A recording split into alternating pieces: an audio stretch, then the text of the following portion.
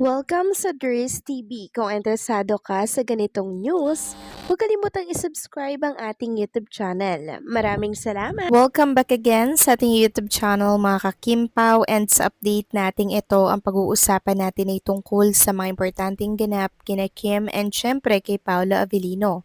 Pero bago po ang lahat, maraming salamat sa inyong patuloy na pagsuporta at pagsubaybay sa mga daily update natin. Kaya naman bilang pasasalamat, narito po ang mga napili kong komento patungkol yan sa naging previous update. Unang komento mula po ito kay Ginang Annabel Domingo. Sabi niya, "There's okay lang naman kahit wala dyan si Paulo. Kasi moment talaga ni Kim ang gabing yun. Pero sigurado na chinek ni Paulo ang damit na susuotin ni Kim lalo na't di siya kasama." Tama po kayo dyan, Ginang Annabel Domingo. Knowing Paolo Avellino, ayaw pong nababastos ni Paulo si Chinita Princess, 'di ba? Lagi po niyang chine-check yung magiging outfit ni Kim Chu, kung approve ba, or pag hindi approve, pagpapalitin po si Chinita Princess. Kasi lagi pong iniisip ni Paula Avellino mga kakimpaw yung ikakabuti, yung kapakanan ng isang Chinita Princess. Kasi babae po si Kim Chu, 'di ba?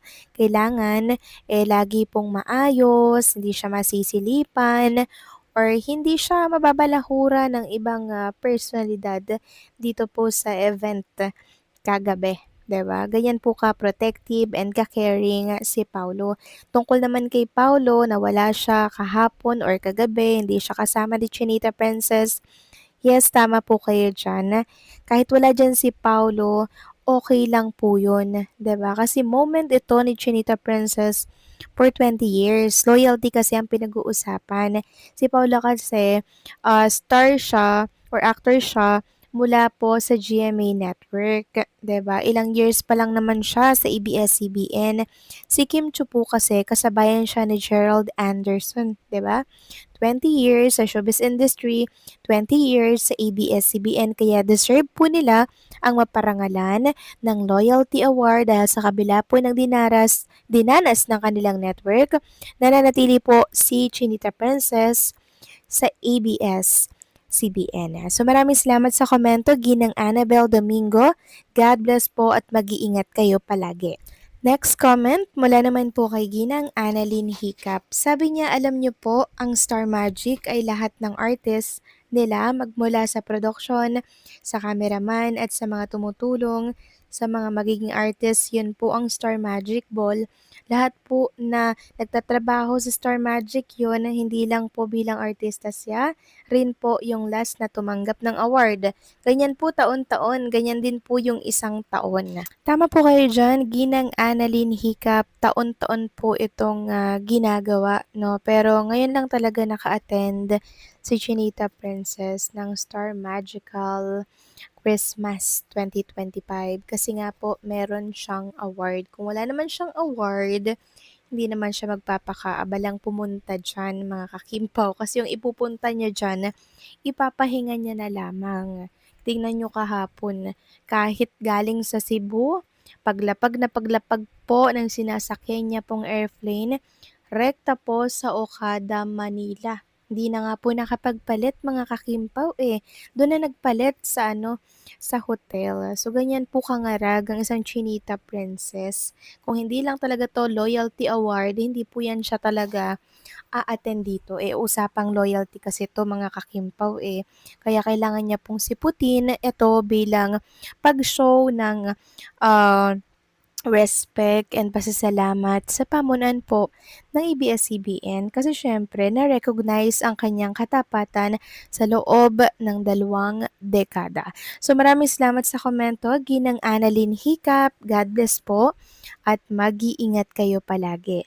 So eto na nga, pag-usapan na natin mga kakimpaw ang mga topic na nakalap natin sa gabing ito at unahin na nga nating pag-usapan ang tungkol dito sa The Alibay na still Top 1 pa rin po in Prime Video Philippines for 3 consecutive weeks. Napapanatili po natin na maging top 1 ang Prime Video PH. Keep supporting lang mga kakimpaw, napakalaking tulong nito for Kim and Paolo Avellino. Samantalang next topic naman tayo, pag-usapan natin itong video po na viral ngayon dito po sa X. Pinag-uusapan ng Kimpaw fans and syempre ng fans po ng Kemerald. Pinakita doon yung pagbeso po ni Gerald Anderson kay Chinita Princess. And paulit-ulit ko pong plinay yung video na yon mga kakimpaw at eto po ang napansin ko. Yung mga kasamahan po ni Chinita Princess like Enchong D at etong si Samuel B mga kakimpaw, pilit nilang binabakuran si Kim Chu para hindi po makalapit si Gerald Anderson.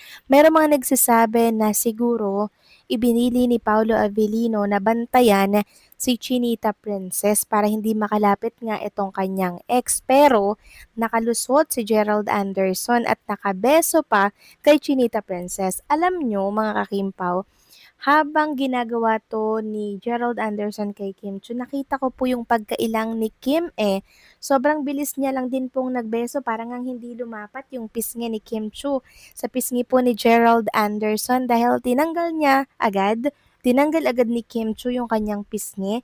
Parang pagpapakita lang to ng respeto, 'di ba, sa isa't isa at pag-congratulate na din sa tinakbo ng career nila, 'di ba? Loyalty award ito. So, syempre nag-congratulations sila sa isa't isa. So, show lang ng respect itong ginawa ni Gerald Anderson. Ngayon, ginagawan po kasi ng issue ng ilang mga fans. Ewan ko kung Kemerald ba to or what. Pero ito lang mga kakimpaw ha, sana hindi na po ito gawan pa ng issue kasi tapos na po yun mga kakimpaw. Tapos na po yung nakaraan nila. Kaya sana wag na pong binubuhay dahil alam naman natin kung ano po ang sinapit ng isang Chinita Princess sa isang Gerald Anderson. 'Di ba? Ayaw na nating maulit yun muli. Kaya please lang tantanan na po ng Kemerald ang paglilink ulit kay Kim dito kay Gerald Anderson, just mio. And napansin ko rin kay Kim Cho, super loyal niya mga kakimpaw ha, kay Paolo Avellino. Talagang iwas na iwas sana siya. Pero talagang si Gerald Anderson po, yung ano talagang lumapit. Una pa lang, tinitingnan ko na po yung galawan po ni Gerald Anderson. Hindi talaga siya mapakali. Hanggang hindi po siya nakakalapit kay Kim Chu, tapos lingon siya ng lingon. Na para bang may gusto siyang gawin na hindi siya mapakali hanggat di niya po nagagawa yun. At yun pala ay bumeso at batiin si Chinita Princess. And alam niyo mga kakimpaw, una pa lang nililibang na po talaga ni Chinita Princess yung kanyang sarili sa pakikipag-usap sa iba para hindi po siya malapitan ni Gerald Anderson. Pero wala mga kakimpaw nakalusot pa rin po.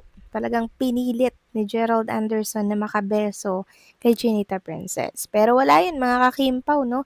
Wala po yun. Respeto lang yun. Pakitang respeto lang sa isa't isa na minsan nagkaroon ng Kemerald at nagkakilala po sila. Yun lang yun. Kung ano man yung iniisip ng iba dyan, wala na po, tapos na po at hindi na po babalikan pa ni Chinita Princess si Gerald Anderson, okay? Kaya kalma lang at relax lang. So anong sa inyo dito mga Kimpaw? Hanggang dito na lamang po ang update natin at maraming salamat po sa patuloy na pagsuporta.